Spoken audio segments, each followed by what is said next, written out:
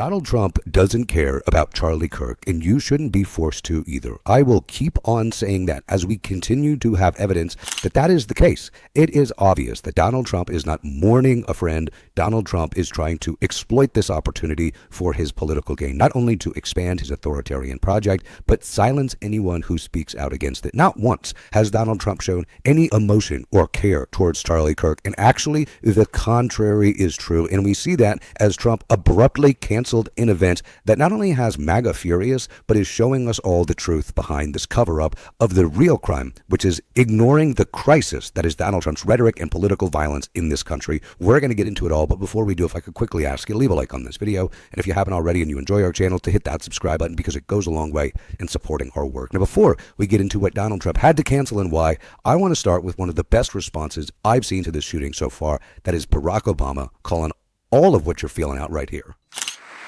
Look, obviously I didn't know Charlie Kirk. I was generally aware of some of his ideas. I think those ideas were wrong. But that doesn't negate the fact that what happened was a tragedy and that I mourn for him and his family. He's a young man with 2 small children and a wife who obviously, and a huge number of friends and supporters who cared about him. And so we have to extend grace to people during their period of mourning and shock. We can also, at the same time, say that I disagree with the idea that the Civil Rights Act of 1964 was a mistake.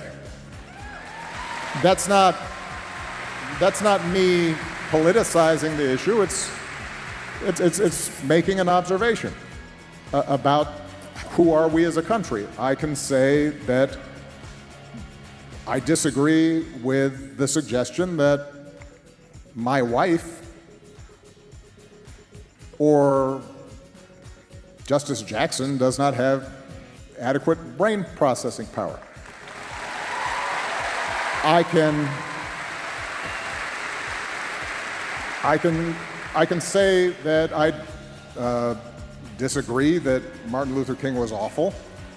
I can disagree with some of the broader suggestions of that liberals and Democrats are promoting a conspiracy to displace whites and replace them by ushering in illegal immigrants. Those are all topics that we have to be able to discuss honestly and forthrightly, while we still insist that in that process of debate, we respect other people's right to say things that we profoundly disagree with. That's how we should approach this. Now, that is how we need to respond. We should not be mourning this person and elevating their ideology of disgusting hate like it was opinions instead of evil bile used to make money off of clips of debating kids on college campuses. It wasn't about free speech. It was about profit and hurting people. And I'm glad President Obama made that clear. And I'm glad he made clear the failure of leadership from this administration, because there has been none. And I think we desperately need to point that out, especially as Donald Trump doesn't care and in fact canceled on the man who he said was such a dear friend. Trump snubs Kennedy Center's Charlie Kirk vigil after a weekend at golf club. Donald Trump was a no-show at Sunday's religious vigil for slain right-wing activist Charlie Kirk. The president spent the weekend at his golf club in Bedminster, New Jersey. According to his White House press schedule, he was seen speaking about Kirk's death on Saturday night during a Hope Through Education gala held at the residence, where he discussed the suspect in Kirk's murder, Tyler Robinson, becoming radicalized. Trump's schedule for Sunday included no public events. He returned to the White House at 6:30 after huge queues had formed outside the Kennedy Center in Washington, D.C. to commemorate Kirk. The vigil started at 6 p.m. and was attended by 85 members of Congress, as well as key MAGA figures, including Mike Johnson, RFK, and Carolyn Leavitt. While Trump was not present, his presence was felt. During her impassioned speech, Leavitt covered for her boss, stating, "I speak on behalf of the president when I say President Trump loved you, Charlie, so much." Well, clearly didn't care enough to show up. All Donald Trump cares about is political exploitation of this moment. That is what he is focused on. The man not only couldn't leave the golf course, but he couldn't leave the completely empty slots in his schedule to go and just exist, to sit at a Kennedy Center that he has remodeled and said is so great, so fantastic and wonderful. He couldn't have sat there and scarfed down a Big Mac to honor Charlie Kirk. Why? Because the man doesn't care, and he never has. We have to stop treating this like a moment of seriousness from the Republican Party, because it is not. We cannot allow them to canonize this man, to memorialize him, to make him a martyr. He is not. That cannot be allowed to happen, because it only serves Donald Trump's authoritarian project, and we have to make that very clear. Jasmine Crockett certainly did right here. Do you think the political violence problem on the right is worse than what it is on the left? I think it's a false comparison in the first place, and I think we should have a leader that is responsible enough to denounce political violence, period. It's not about where it comes from. It's about the fact that it is happening. It is never okay.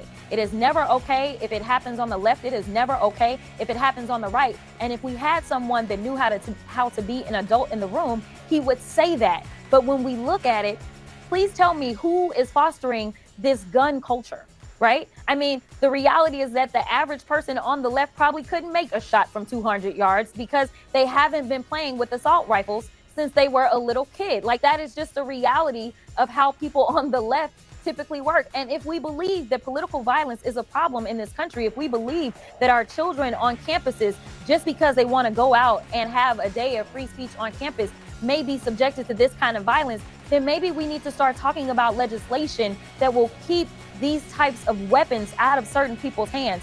Now, whether or not this gentleman would have qualified under any type of laws that many of the Democrats have proposed, I don't know. But the reality is that they typically want to say it's somebody with a mental health problem. Well, maybe red flag laws would be helpful in those circumstances. The reality is that we are elected to, at a very minimum, try to do mitigation and try to make sure that everyone, whether they are left, right, in the middle, or non-affiliated, can express their views without this idea that they may be subjected to violence, which a lot of it could actually be prevented. All right, Congresswoman Jasmine Crockett, I really appreciate you coming on and sharing your perspective. This is how we need to be responding and making it abundantly clear what the truth of this situation is. Because it's not just Democrats who see it. Republicans surprisingly do as well. Just listen to Tucker Carlson, of all people, talk about what Donald Trump's real plan is. You hope that. You hope that Charlie Kirk's death won't be used by a group we now call bad actors to create a society that was the opposite of the one he worked to build. You hope that. You hope that a year from now, the turmoil we're seeing in the aftermath of his murder won't be leveraged to bring hate speech laws to this country. And trust me, if it is, if that does happen, there is never a more justified moment for civil disobedience than that, ever. And there never will be. Because they can tell you what to say. They're telling you what to think. There is nothing they can't do to you because they don't consider you human. They don't believe you have a soul. A human being with a soul, a free man, has a right to say what he believes, not to hurt other people, but to express his views. If Tucker can see it, then Democrats in Congress should be able to. That what Donald Trump wants is not to memorialize a friend and think about him, but is to exploit it. And Barack Obama continued to make that clear right here. And so when I hear not just our current president, but his aides, who have a history of calling political opponents vermin, enemies, who need to be targeted, that speaks to a broader problem that we have right now.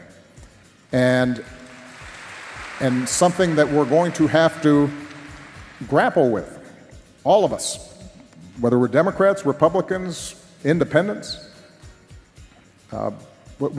We have to recognize that on both sides undoubtedly there are people who are extremists and who say things that are contrary to what I believe are America's core values. But I will say that those extreme views were not in my White House. I wasn't embracing them. I wasn't empowering them. I wasn't putting the weight of the United States government behind extremist views. And that is when we have the weight of the United States government behind extremist views, we've got a problem.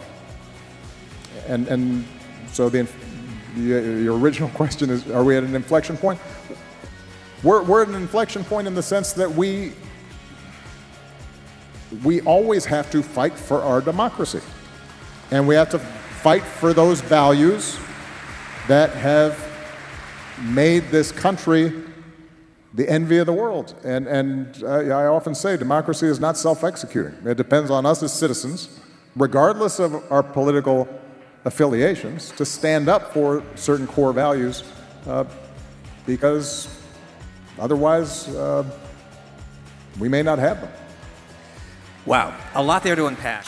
This is how I am going to continue to talk about Charlie Kirk, and we all should. We will not back down. We will not be intimidated. We will keep on fighting. And if you want to support that, as always, you can hit that subscribe button, leave a like on this video. And if you're stuck around at the end, drop a blue heart in the comments. And if you want to watch something a little bit more chill, I had a fun interview with Governor Westmore that you can check out right here. Keep fighting. Don't let them silence you. And until next time, I'll see you soon.